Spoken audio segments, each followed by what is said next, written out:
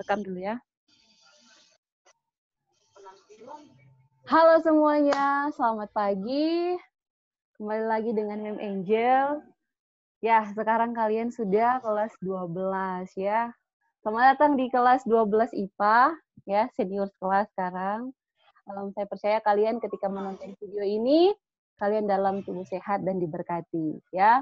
Mudah-mudahan tetap menjaga kesehatan dan kita tetap berdoa supaya pandemi COVID-19 ini cepat berlalu, kita boleh saling bertemu ya satu dengan yang lain. Nah, hari ini merupakan kelas perdana kita untuk kelas 12 IPA ya. Di sini sudah bergabung dengan Mem, ada Gita, selamat pagi. Ya. Selamat pagi, Mem. Oke. Hari ini Mem mau bahas pembahasan kita tentang sifat koligatif larutan. Nah, tapi sebelumnya kita akan berdoa ya terlebih dahulu. Dan kita akan pimpin kita dalam doa. Silakan kita akan berdoa ya sebelum kita belajar. Kita berdoa. Tuhan Yesus yang baik, terima kasih banyak Tuhan atas segala berkat dan penyertaan-Mu kepada masing-masing kami hingga saat ini. Tuhan, saat ini kami sudah akan melakukan kelas kami, tolong kiranya Engkau berikan akal budi hikmat dari surga kepada masing-masing kami, agar kiranya pelajaran yang diajarkan oleh Mem Angel dapat kami terima dan dapat disimpan dengan baik ya Tuhan. Berkati juga Mem Angel yang akan mengajar kami, berikan selalu kesehatan, kesabaran ya Tuhan dalam dan bimbing kami. Itulah dan harapan kami, sempurnakan yang kurang, dan melalui Yesus kami sudah berdoa. Amin. Amin. Terima kasih Gita sudah pimpin kita dalam doa. Hari ini merupakan pertemuan kita perdana dan ya, ini pelajaran kita pada hari ini tentang sifat koligatif larutan. Ya, ini adalah pelajaran pertama di awal semester ganjil ya tahun 2020 bagi kalian senior kelas tentang sifat koligatif larutan. Bisa ditampilkan di layar kan? Kalian bisa lihat? Bisa ya? Bisa, oke. Okay. Sebelum kita belajar sifat-sifat koligatif larutan, kita harus tahu dulu, kalau kalian masih ingat, kita punya pelajaran kelas 10, kelas 11, ini masih sangat berkaitan ya tentang koligatif larutan dengan dia punya sifat-sifat. Nah, pertama tanya dulu, kalian tahu masih ingat nggak apa itu pengertian dari larutan ya?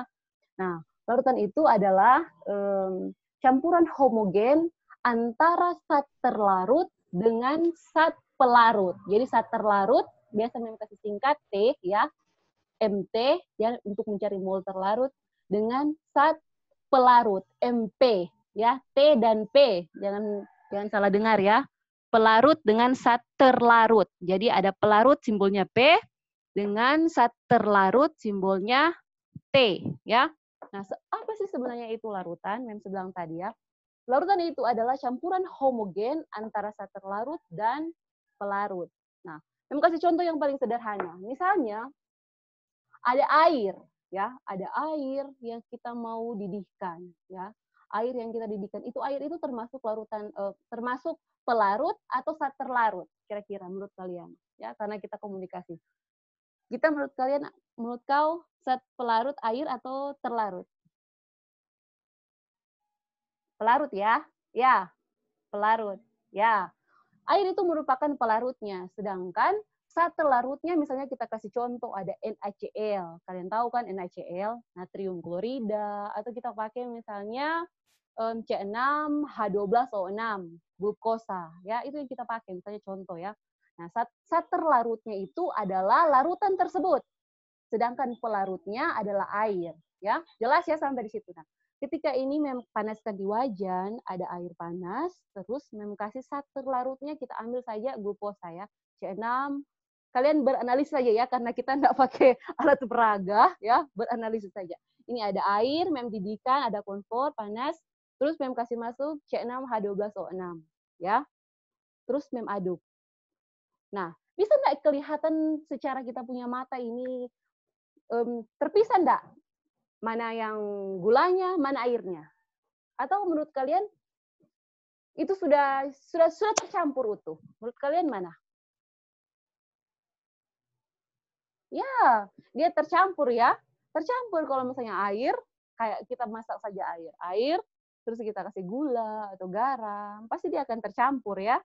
Nah, itu yang dimaksud dengan larutan ya, artinya antara pelarut dengan zat pelarutnya itu tercampur, tergabung sehingga kita tidak dapat definisi, oh ini dalam larutan ini masih ada gulanya, oh ini airnya, nggak bisa karena sudah tercampur. Nah itu yang dimaksud dengan larutan. Nah hari ini sebelum kita masuk pada sifat koligatif larutan yang perlu kalian ingat bahwa setiap pelarutan itu mau di NaCl, KCl, HCl, terus ya 6H12O6, urea dan semuanya itu memiliki sifat-sifat khasnya masing-masing ya. Nah, sifat-sifat khasnya ini itulah yang dinamakan dengan sifat koligatif larutan ya.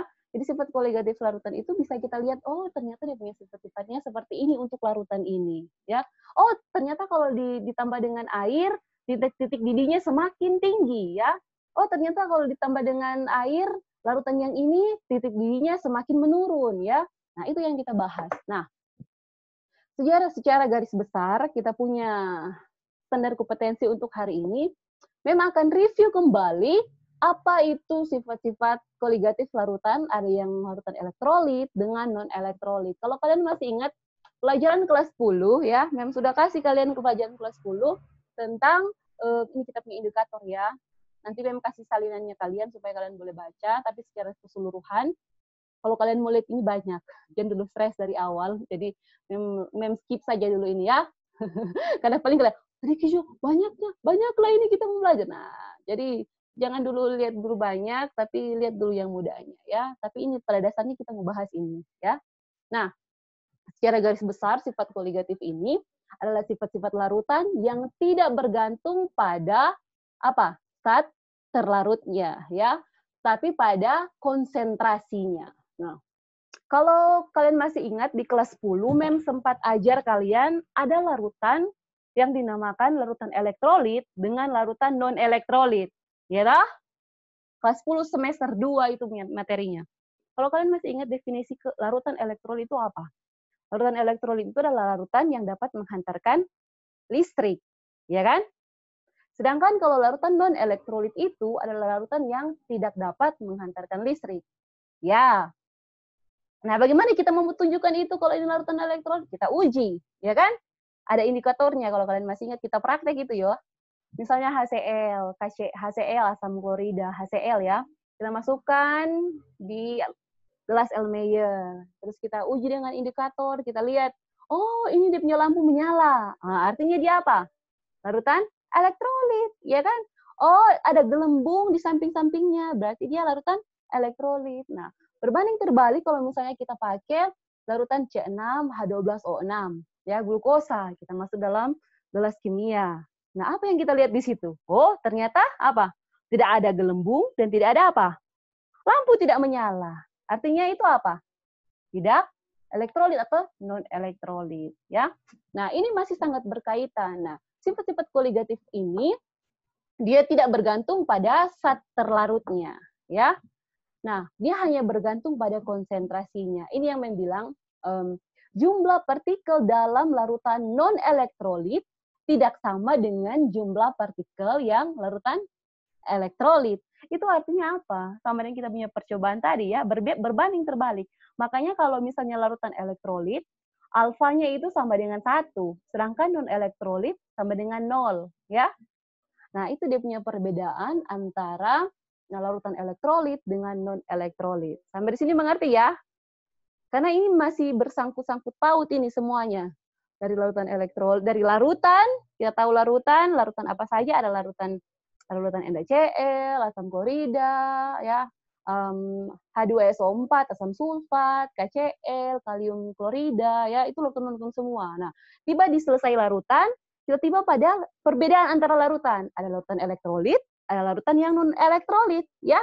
Nah, selesai kita tahu menentukan larutan elektrolit, oh larutan elektrolit itu dapat menghantarkan listrik. Contohnya itu ada natrium klorida, HCl asam klorida, KCl kalium klorida, H2SO4. Ini semua ini yang larutan elektrolit. Sedangkan kalau misalnya yang non-elektrolit, misalnya kita dapati pada glukosa, C6H12O6. Apalagi yang non-elektrolit? Urea, ya, CONH2 dua kali, urea itu yang non-elektrolit. Nah, ketika kita sudah dapat dia punya garis lurus ini, kita boleh dapat itu pengertian tentang sifat koligatif larutannya. Seperti yang bilang tadi, bahwa sifat dari masing-masing larutan itu merupakan sifat dari sifat koligatif larutan, ya. Jadi sifat khusus dari setiap larutan itu berbeda. Makanya itu yang disebut dengan sifat koligatif larutan. Nah, di sifat koligatif larutan itu kita akan belajar 4, ya, 4. Mem terlalu cepat ya bicara. Bisa tangkap kan? Ada 4. Yang pertama itu adalah kenaikan titik didih. Orang belajar tentang kenaikan titik didih.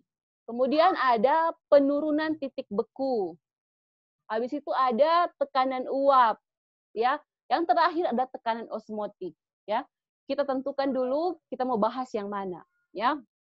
Nah, sebelum kita masuk kepada sifat koligatif yang ada 4 ini, kenaikan titik didih, penurunan titik beku, baru penurunan tekanan uap dengan tekanan osmotik, kita harus ingat dulu ini. Ini kita review-review dulu baru masuk. Masih ingat nggak kalian menentukan kemolaran, itu perhitungan stoikiometri, ya. Kalau kalian masih ingat, dia punya cara perhitungan.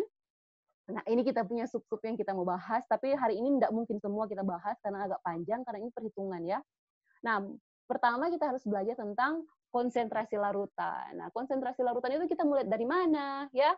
Nah, konsentrasi larutan itu ada 3 cara kita mau cari. Yang pertama, menentukan kemolaran, habis itu ada molar dengan fraksi mol. Nah, ini fraksi mol ini jarang digunakan untuk menentukan konsentrasi larutan, tapi tetap kita akan belajar. Sebenarnya ini sudah dibelajar, ya. Kelas berapa kita belajar ini, ya? Kelas 2, ya? Baru-baru kan ini sebenarnya, asam basa kita belajar ini, ya kan, molaritas, molalitas, tapi review saja, ya. Nah, yang pertama untuk konsentrasi molaritas, ya, ini cuma sesingkat molar, tapi ini molaritas, ya. Kalau kalian masih ingat dia punya rumus, M besar untuk molaritas, ya, sama dengan massa, ini massa dalam satuannya gram, per mr, mr itu adalah apa? Massa molekul relatif, dikali dengan 1000 per ml. Ya, ml itu adalah volume dari masing-masing larutan. Nah, kalau kita mau hitung ini, misalnya ditanya, tentukan berapa molaritas dari larutan ini yang berlarut dengan sekian-sekian. Nah, kita boleh tentukan itu, ya. Nah, sekarang kita mau tentukan berapa dia punya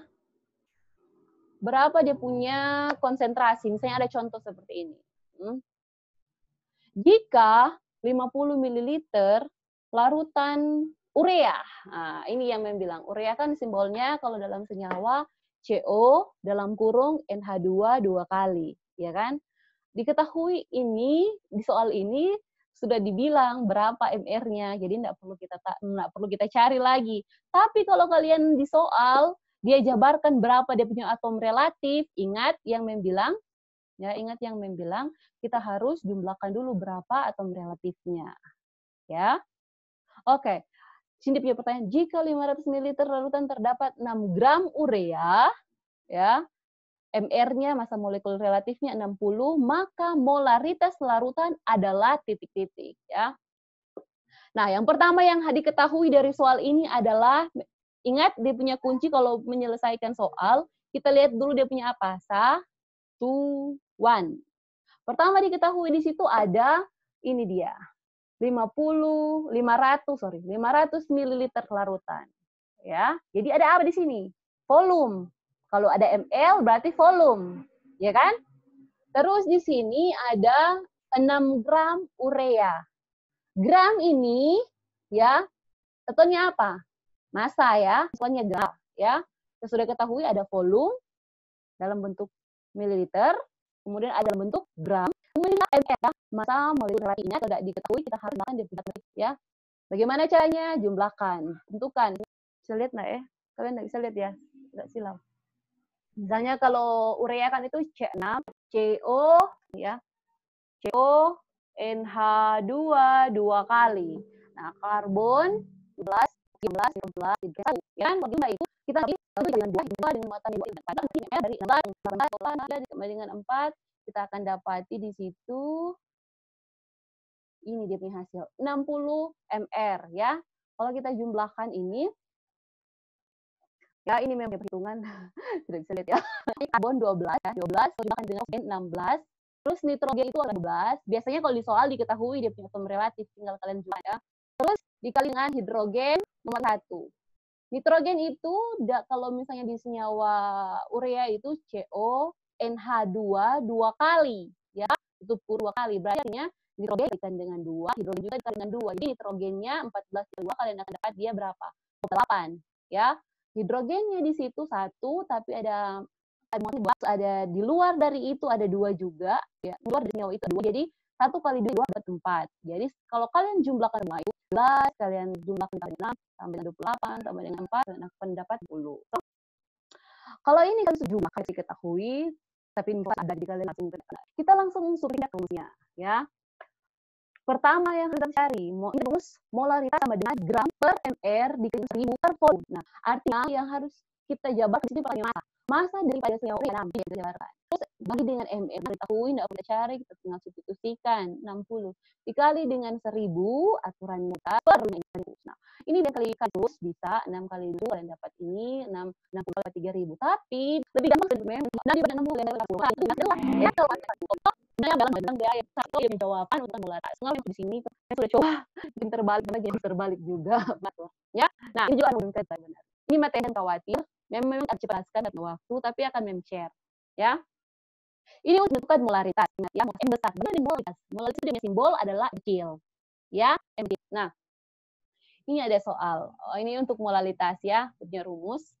Yang punya rumus adalah molal M kecil ya, adalah gram terlarut per mR, sorry Mimi tulis T di sini, gram terlarut T ya, gram terlarut per mR dikali dengan 1000 per massa pelarut. Ya. Ingat, selalu ini adalah massa pelarutnya adalah air. Massa pelarut adalah air. Sedangkan massa terlarutnya itu tergantung dari senyawa yang kita mau pakai. Massa terlarut yang di atas ini tergantung dari senyawa yang kita mau gunakan. Ya. Oke. Kita langsung saja ke contohnya. Nah, kalau dia punya cara kerja tinggal mau cari molar itu gampang. Yang kayak tadi kan gampang, tinggal kalian substitusikan, kasih masuk, bahagi, kali, selesai. Nah, kalau bagaimana sekarang untuk menentukan molalnya? Nah, di sini ada contoh soal. Berapakah kemolaran larutan glukosa yang mengandung 12% massa glukosa dengan MR-nya adalah 180. Nah, di soal ini tidak ditentukan berapa atom relatif dari glukosa. Tapi kalau kalian masih ingat, kalian sudah hafal ya. Senyawa glukosa itu dia punya rumus strukturnya adalah C6H12O6. Ya. Karbon dengan nomor atom relatifnya 12, C6H dengan nomor atomnya 1, H12O dengan atom relatifnya berapa? 16. Ya. Kalau kita mau jumlahkan, kita akan dapati ini dia hasilnya. Ya. Massa molekul relatif dari glukosa, C6H12O6 adalah 180. Nah, ini soal ini kita menentukan dia punya molal. Jadi diketahui, di sini tidak diketahui dia punya massa pelarutnya, massa terlarutnya. Sedangkan dia punya rumus kan ini. Gram massa terlarut per mR dikali dengan massa pelarutnya, ya. Larut dan diketahui dengan massa diketahui.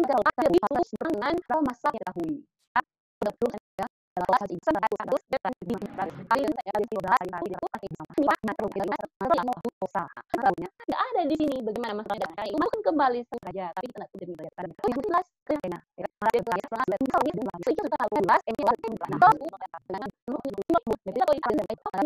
untuk menentukan kemolaran dengan kemolalan, ya. Sebelum kita masuk pada fraksimol. Fraksimol. Ini dia fraksimol. Nah, fraksimol ini adalah zat terlarut atau perlarut tergantung dari soalnya ya, yang menyatakan perbandingan mol saat terlarut atau pelarutnya dengan total larutan terlarut tersebut. Nah, kalau di soalmu itu yang ditanya adalah terlarutnya, berapakah larutan dari sekian metanol dengan volume sekian-sekian, berapakah terlarutnya? Artinya kita pakai rumus yang satu ini. Nah, XT artinya itu mol terlarut sama dengan mol terlarut per mol terlarut ditambah dengan mol pelarutnya. Kalau itu yang kita mau cari, ya. Sedangkan kalau misalnya di soalmu bertentukan berapa mol pelarutnya. Nah, ini yang kita mau pakai. Sebenarnya sih gampang dia punya kunci. Kalau yang ditanya terlarut, jadi yang di atasnya itu terlarut per terlarut ditambah dengan pelarut. Kalau yang ditanya itu pelarut, ya pelarut sama dengan pelarut per pelarut ditambah dengan terlarut. Ya kan? Dia punya konsep cuma sederhana sebenarnya, dia punya rumus. Ya, tergantung dari apa yang ditanyakan. Karena ini menentukan hasil perbandingan ya fraksi mol.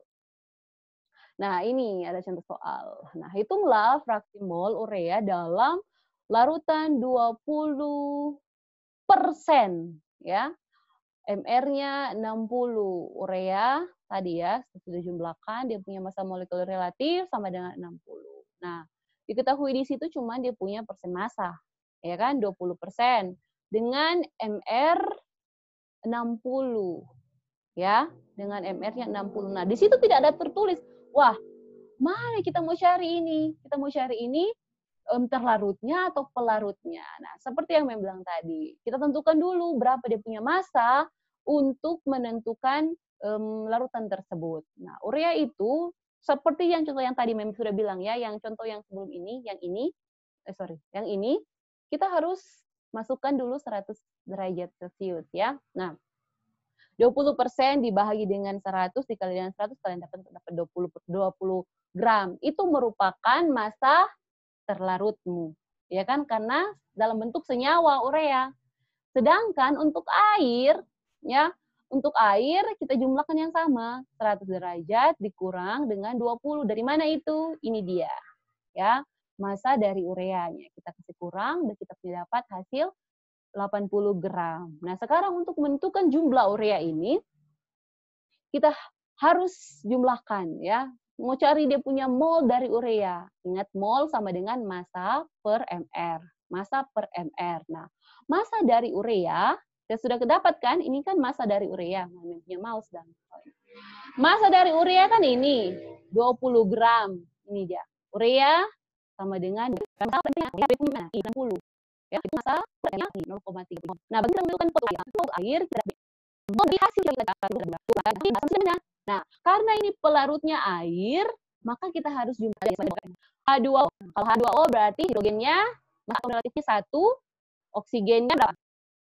16 ya. Oksigennya 16. Jadi H2O berarti hidrogen dikali dengan 2, maka air 18 air per mr dari air ya. Hidrogen 1, oksigen 16. 1 dikali 2 masih 18. 4,44.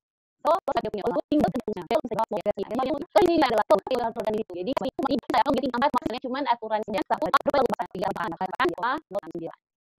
oke, tahu tentang pembahasan kemolalan dengan fraksi mol karena ini sebenarnya sudah kita masuk pada materi kita ya. Oke. Mana ini?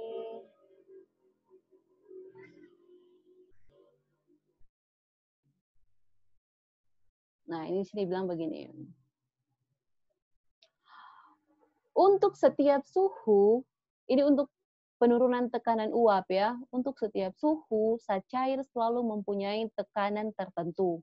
Tekanan ini adalah tekanan uap, jenuhnya pada suhu tertentu. Penambahan suatu zat ke dalam zat cair menyebabkan tekanan uapnya apa? Menurun.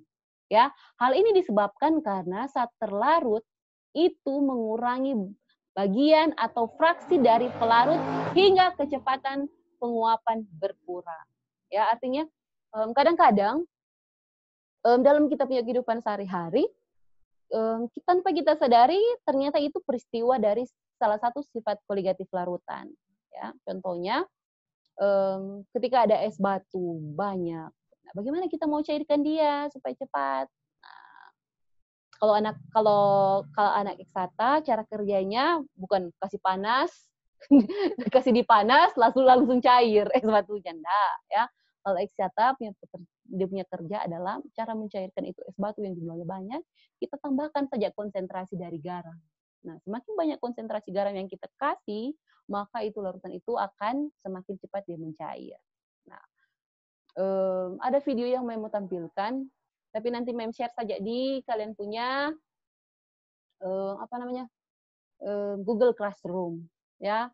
Kalau kalian yang sudah gabung di Google Classroom, yang belum cek berapa orang yang sudah gabung, tapi kayaknya hampir semua ya. Tinggal siapa ya yang belum gabung? Nora kalau nggak salah. Ya, memang akan share ini materi supaya kalian cepat belajarnya ya.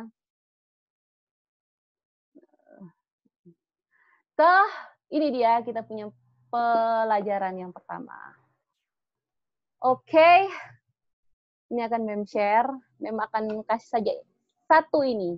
Dari keempat materi yang sifat koligatif tadi tentang kenaikan titik didih, penurunan titik beku, baru tekanan uap jenuh dengan tekanan osmotik, yang ini saja yang memo share hari ini ya. Adalah kenaikan titik didih. Nah, untuk kenaikan titik didih ini, dia adalah suhu pada saat tekanan uap cair sama dengan tekanan di permukaan. Oleh sebab itu, tekanan titik didih itu bergantung pada tekanan permukaan. Nah, ini dia punya catatan penting ya. Yang perlu kalian ingat adalah jika suatu pelarut itu ditambah dengan terlarut, jadi pelarut ditambah dengan terlarut, dia akan menghasilkan titik didih atau kenaikan titik didih. Ya, jadi saat pelarut ditambah dengan terlarut dia akan menghasilkan titik didih. Nah, kemudian besarnya konsentrasi kenaikan titik didih itu berbanding dengan konsentrasi molarnya, ya. Nah, untuk kenaikan titik didih ini dia punya simbol adalah delta TB, ya. Delta TB dia punya simbol dari kenaikan titik didih. Ini dia simbolnya. Delta TB. Nah, untuk kenaikan titik didih ini dia ada tetapan, ya. Tetapan itu dia disingkat dengan KB. KB itu adalah tetapan kenaikan titik didih, ya. Sehingga dia punya rumus secara menyeluruh seperti ini. Delta TB atau kenaikan titik didih sama dengan M. Dia dalam maksud M ini bisa dalam bentuk molar yang kita sudah belajar tadi ya. Bisa dalam bentuk molal, tapi bukan fraksi mol. Nah, makanya yang bilang tadi yang penting sebenarnya kalian harus kuasai dia punya konsep adalah molar dengan molal ya. Bisa dia dalam bentuk M besar, molar, bisa juga dalam bentuk M kecil, molal, dikali dengan KB. KB ini merupakan tetapan dari kenaikan titik didih. Jadi kalau di soal biasanya selalunya kalau dalam berbicara tentang sifat koligatif larutan, delta KB ini diketahui karena dia tetapan, ya. Yang kalian perlu mencari kalau misalnya ada soal molarnya atau molalnya. Nah, secara garis besar, kalau kalian mau cari dia punya keseluruhan, seperti ini dia. Delta TB sama dengan gram per mr dikali dengan 1000 per pelarutnya. Sama ini kan, molar dengan ini M kecil. Tergantung dari soalmu. Apakah yang di situ diketahui massa dengan volume atau pusat pelarut dengan telarutnya, ya tergantung dari soalnya. Tinggal kalian analisis saja soalnya. Kalau dia diketahui M kecil, ya berarti dia molal, ya. Kalau dia diketahuinya M besar, oh kita mau hajar dengan molar dia, ya. Dikali dengan ini ya. Ini yang paling sederhana sih kalau kalian mau hafal. Delta TB sama dengan M dikali dengan KB. M itu kan ini penjabaran dari gram per mr dikali dengan 1000 per volume. Ya, gampang kan? Ya, oke. Nah, kita langsung saja ke contohnya. Nah, di sini diketahui, tentukan titik didih larutan yang mengandung 18 gram glukosa. Ya, gula ya, C6H12O6. MR-nya di situ diketahui sama dengan 180. dalam 500 gram air. Diketahui ya, ini yang bilang tadi, selalunya kalau titik didih larutan, pasti dia ada di ketahui KB-nya. Ya. KB air sama dengan 0,52 derajat Celcius. Jadi ya dari soal ini kita boleh dapati, oh yang diketahui pertama ada masanya, ya kan? Masanya karena dalam bentuk gram. Ya kan? Terus dalam 500 gram. Oh, berarti kalau gram dengan gram ada pelarut, ada terlarutnya. Ya kan? Iya, berarti kita mau pakai ini apa? M kecil atau M besar? Kalau M besar berarti harus ada volumenya. Kalau ini nggak ada volume kan? Ya, berarti kita mau pakai M kecil, molalitas, ya. Kemudian di sini MR juga diketahui. Nah, sehingga kita boleh substitusikan dia ke sini. Delta TB sama dengan gram terlarut, ya. Terlarutnya di sini berapa diketahui? 18 gram terlarutnya. Ya, massa dari glukosa per MR dari glukosa tersebut. 180 dikali dengan 1000 per massa pelarutnya. Massa pelarutnya berapa? 500 gram. Kita substitusikan. Dikali dengan KB. KB itu lihat di sini tetapan KB. KB air sama dengan 0,52 derajat Celcius. Nah, kalau kita mau jabarkan 18 bahagi dengan 180 dikali dengan 1000 per 500 dikali dengan 0,52 derajat Celcius, kita akan dapati ini. Ya. Gampang sebenarnya, 18 dibagi dengan 180, kalian akan dapat 0,1 dikali dengan 2, berapa ini? Ini dibagi dengan ini 2, jadi 0,2 dikali dengan 0,52 derajat Celcius. Ya, kalau dapat jadi hasil. Nah, ini untuk jawaban delta KB-nya, ya, delta TB-nya, delta TB-nya. Nah, ingat dia punya syarat pertama. Nah, kenaikan titik didih larutan berbanding dengan titik didih pelarut murni. Nah, untuk setiap kenaikan titik didih, dia harus ditambahi dengan 100. Syarat ya, untuk pelarutnya harus ditambah dengan 100. Nanti kita akan mau belajar nanti untuk penurunan. Bagaimana kalau penurunan? Kalau kenaikan kan kita harus tambahkan dengan 100 derajat Celcius. Tapi kalau penurunan bagaimana? Nanti kita belajar minggu yang akan datang. Tapi dia punya dia punya hasil akhir 0,104 ditambah dengan 100 derajat Celcius, kalian akan dapat ini dia ya. 100,104 derajat Celcius. Ya. Oke. Hari ini kita punya pembelajaran sampai di sini. Jika ada kalian punya pertanyaan atau Mem saya kurang tangkap, Mem punya maksud ini yang mana ya Mem? Ini dari mana ya Mem? Ya, kita punya messenger untuk kelas 12. Silakan kalian mau chatting, tapi jangan kalian chatting di Facebook ya, karena kalau kalian chatting semakin banyak orang akan mengomentari kalian. Ya, jadi chattinglah di messenger yang sudah disiapkan oleh kelas. Ya, kalau kalian merasa ada yang kurang jelas, Mem terlalu cepat menerangkannya, saya tidak tangkap di sini ya, gitu ya. Silakan kalian chatting secara pribadi boleh. Ada yang punya WA kalian tahu kan? Kalian juga bisa dalam bentuk messenger, kalian messenger ya. Oke, hari ini kita punya pembelajaran sampai di sini. Tunggu Mem stop sharing.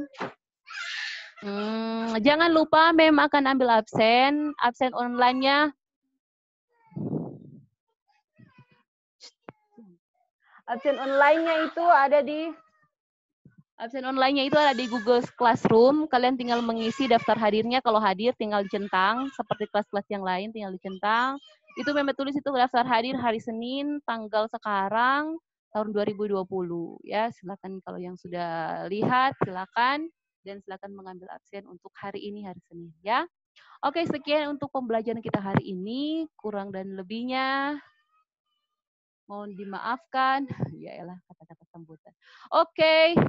Jika ada kalian punya pertanyaan jangan lupa di-share dan kita akan berdoa. Ayat yang mau share hari ini mana lagi punya slide? Tunggu ya, punya slide untuk share di kalian. Kita punya ayat buat kalian kelas senior kelas yang sebentar lagi akan tamat. Nggak terasa nanti itu semuanya selesai juga. Waktu Mem lihat kelas tamatan yang baru-baru ini tamat, cepat sekali mereka tamat ya. Takut akan Tuhan adalah permulaan pengetahuan, tapi orang bodoh menghina hikmat dan didikan ya. Jadi kunci dari kita punya pembelajaran hari ini adalah selalu setia sama Tuhan kita, Tuhan yang kita percaya ya. Karena hikmat dan pengetahuan akan Tuhan tambahkan jika kita semua bergantung kepada Tuhan. Kiranya di sepanjang hari ini, bahkan di tengah-tengah pandemi COVID-19 ini, kita boleh tetap hidup sehat. Jangan lupa kita tetap ikuti aturan pemerintah dengan protokol yang ada. Kalau mau keluar, kalaupun kita mau keluar, gunakanlah masker ya, dan protokol yang lain-lain ya. Oke, kita mau closing. Angel boleh bantu Mem. Gita ya, Angel. Kita boleh berdoa ya. Kita mau tutup. Oke, silakan berdoa. Kita berdoa. Tuhan yang baik, terima kasih banyak Tuhan karena Engkau sudah menyertai kelas kami dari awal hingga akhirnya. Kiranya Bapak pelajaran yang telah membagikan kepada masing-masing kami dapat kami mengerti dengan baik. Berkati kami juga sepanjang hari ini ya Tuhan. Kehidupan kami serahkan ke dalam tangan-Mu. Dalam nama Tuhan Yesus kami sudah berdoa. Amin. Oke, terima kasih banyak sudah bergabung dengan Mem ya. Kita ya, semoga kalian tetap sehat ya. Selamat pagi semuanya. Amin. Sampai jumpa minggu depan. Jangan lupa isi absennya ya. See you next week. Bye-bye.